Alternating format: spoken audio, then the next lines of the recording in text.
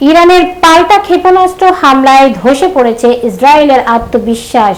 শনিবার রাতভর একের পর এক মিসাইল আঘাতে কেঁপে ওঠে হাইফা, তেল আবিব, জেরুজালেম ও বাত ইয়ামের মতো শহর।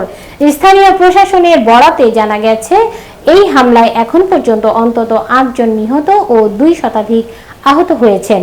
ভয়াবহ পরিস্থিতি তৈরি হয়েছে তেল আবিবের দক্ষিণে অবস্থিত বাত ইয়ামে।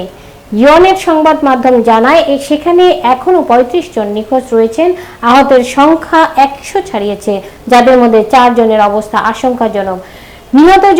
নিহতদের মধ্যে রয়েছেন ১০ বছরের একটি শিশু এবং ৬৯ ও ৮০ বছর বয়সী ২ বৃদ্ধা। তেল আবিবের কাছে রেহভট শহরেও ক্ষেপণাস্ত্র হামলা রয়েছে, সেখানে আহত হয়েছেন অন্তত ৩৭ জন। এদিকে পাল্টা হামলায় ক্ষতিগ্রস্ত হয়েছে ইরানও।